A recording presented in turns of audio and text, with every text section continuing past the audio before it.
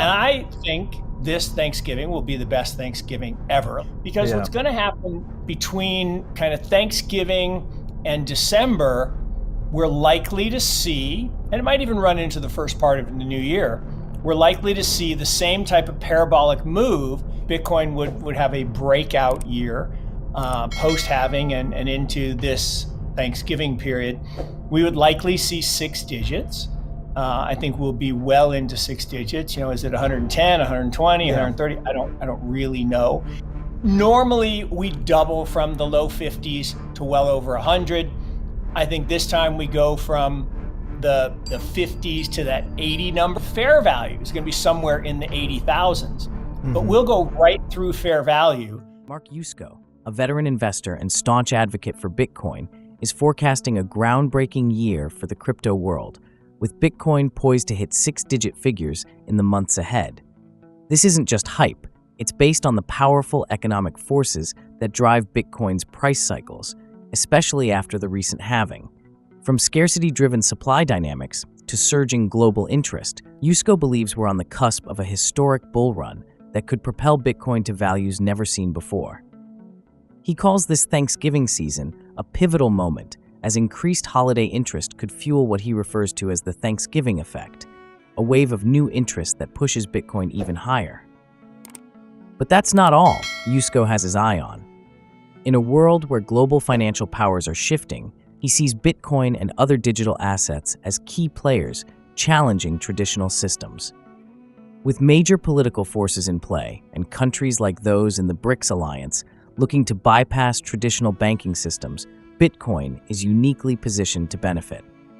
Plus, with rising competitors to Ethereum and breakthroughs in blockchain technology, Yusko argues this is the most exciting time to be involved in crypto. Whether you're a seasoned crypto enthusiast or a curious newcomer, join us as we unpack Yusko's predictions and insights on why now might be the best time to invest in digital assets.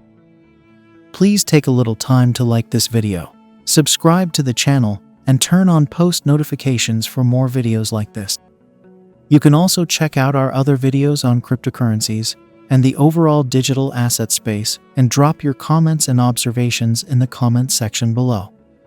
Everything you do helps with the YouTube algorithm and immensely contributes to the channel's growth. Thanks and enjoy the video. Contrary to popular belief, Bitcoin would have a breakout year post-halving and into this Thanksgiving period. We would likely see 6 digits. I think we'll be well into 6 digits. Is it 110, 120, 130? I don't really know.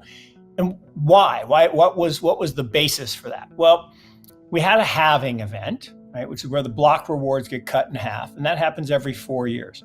Now, what's interesting about that, it's one of the most ingenious things in the code, and there's a lot of ingenious things in the hard code of Bitcoin, but it's really ingenious that every 4 years, you motivate an event that causes price to rise. Exactly. Well, as soon as the price starts to rise, what do human beings do?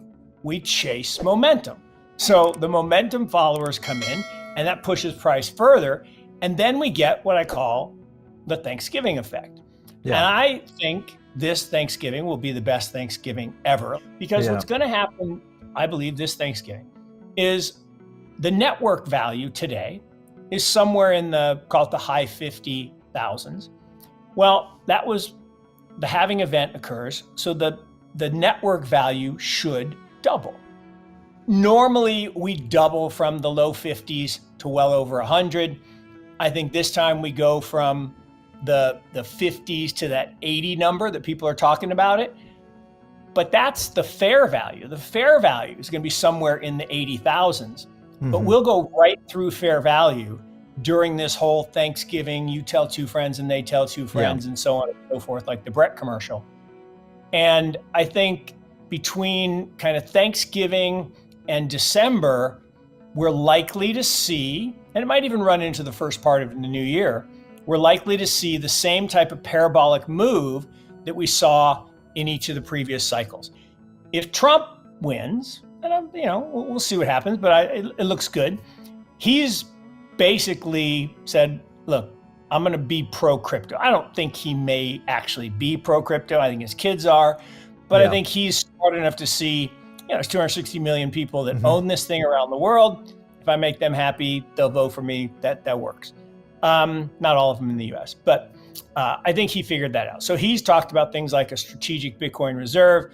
That would be hugely beneficial for price. Harris, on the other hand, why she didn't just jump on the bandwagon? I don't know. I mean, ideologically, she didn't want to piss off the Elizabeth Warren crowd. I don't know. Huge mistake in my mind. I think she lost. It is an odd situation, that's for sure. Bunch of voters.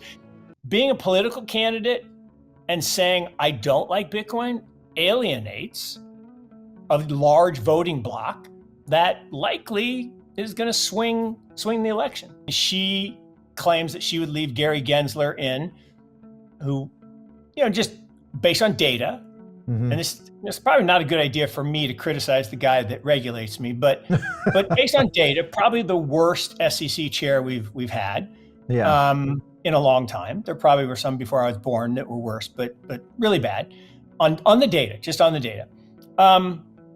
She said, Ms. Warren, John Deaton should beat Elizabeth Warren, but my guess is, something will happen and he won't win, but he's way more qualified as a candidate. He's he's a super great guy.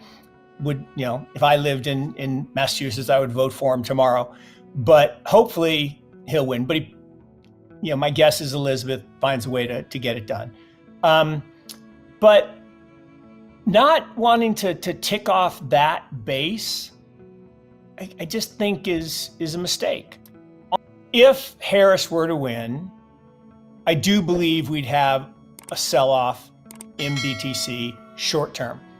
A Harris win would be wildly better for Bitcoin long term, but horrible for the rest of us, because the idea that you can print money out of thin air forever and the value will increase is so illogical. And but she's convinced them that it does work.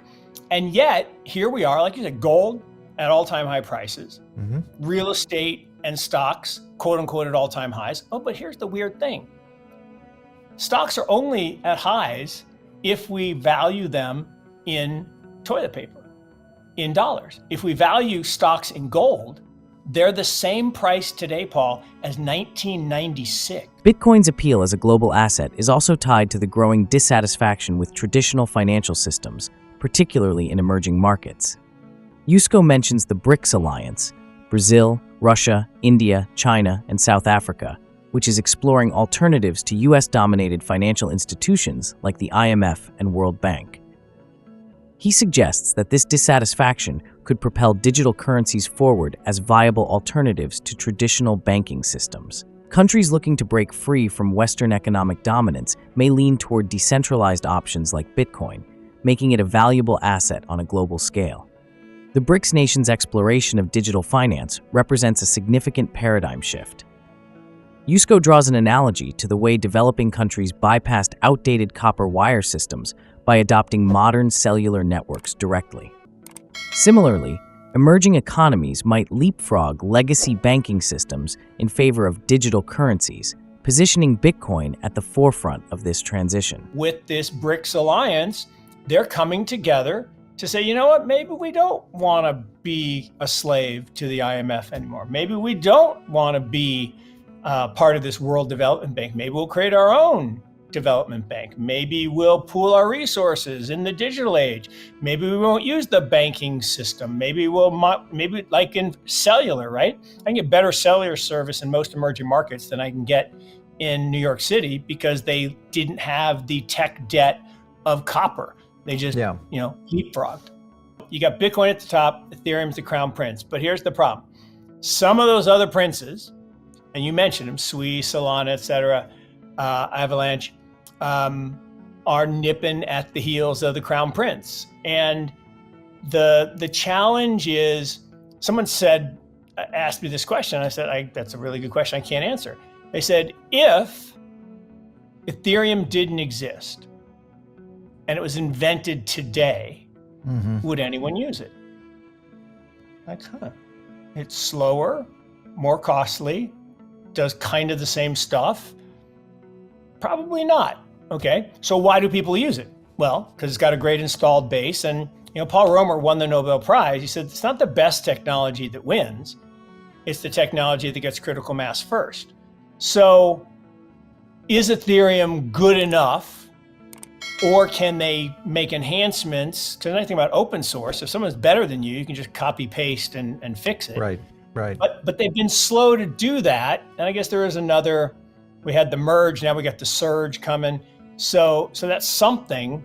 But at the end of the day, Solana has proven that despite all their problems, right? And we made a lot of money in Solana, right? Thank you, Kyle and Tushar. But I never really believed in it because it kept failing and transaction would vaporize.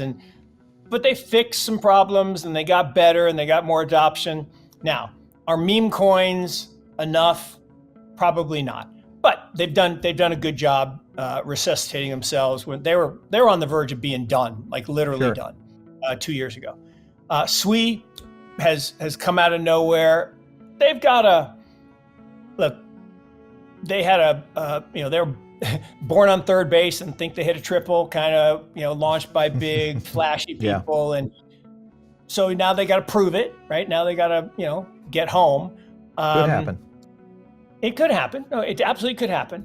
But at the end, innovation wins out, I think, and real innovation in these areas around speed, reliability, consistency, and cost are what drives us. And we've talked about this before. Look, I think this is the greatest time to be an investor in this space. The internet disrupted two very large industries, media and commerce. And that is incredibly awesome and amazing. And all the market cap that was at, the media mogul business, ABC, NBC, CBS, and the mom and pop shops in commerce have now gone to places like Amazon and Netflix. Well, the financial services business is much bigger. It's 7 trillion with a T per year. That's not the value. That's the amount that's transacted per year. And we are going to displace all of that into these digital tools. Huge opportunities. As we approach this year's Thanksgiving, Mark Yusko's predictions suggest a pivotal moment for Bitcoin and the cryptocurrency market. From the halving-driven scarcity cycle to the potential political support for digital assets, multiple forces are converging to drive Bitcoin to new heights. Additionally, the advancements in blockchain technology and the rise of competing platforms signal a dynamic, evolving market with boundless opportunities. Whether Bitcoin reaches 6-digit values or Ethereum maintains its dominance, one thing is clear: the digital asset revolution is well underway. This is a transformative time for finance, and those who position themselves within this shift may well reap the rewards of this new financial frontier. Thanks for watching. If you enjoyed this video, don't forget to like, share, and subscribe for more insights on investment strategies and financial tips. Leave your questions and comments below. I'd love to hear from you. See you in the next video.